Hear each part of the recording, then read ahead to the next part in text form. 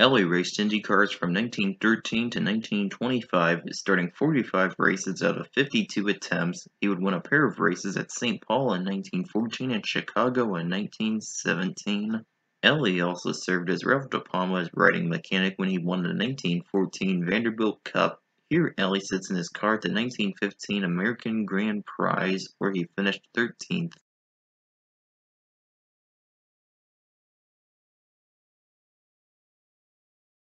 McEvoy was an Indiana car seller who entered the 1919 Indianapolis 500 but withdrew. This would be his only IndyCar entry. McEvoy would later work in the oil business. No picture is available.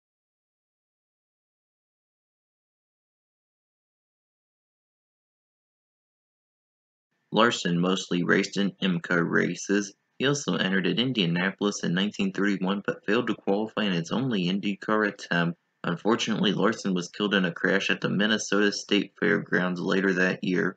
Here he sits in his car.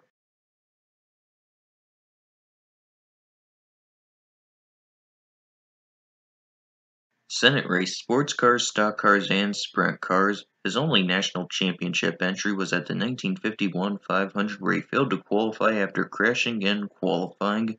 Here he sits in a sprint car in the 1930s.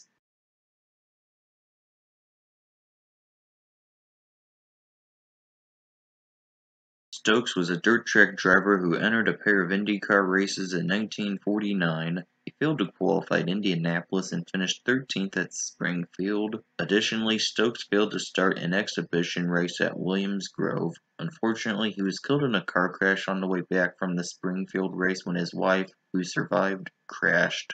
Here he sits in his car at Barberton Speedway in the 1940s.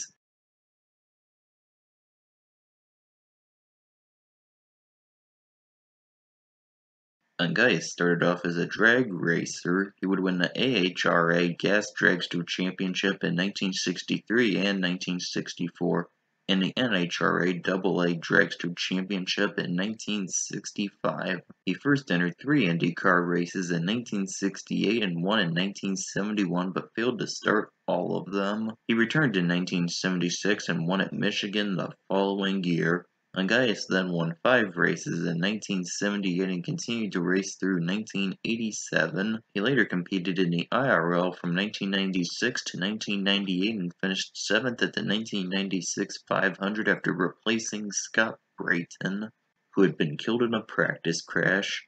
Here he is after qualifying in Indianapolis in 1978, where he started second and led 71 laps before finishing 18th due to piston issues.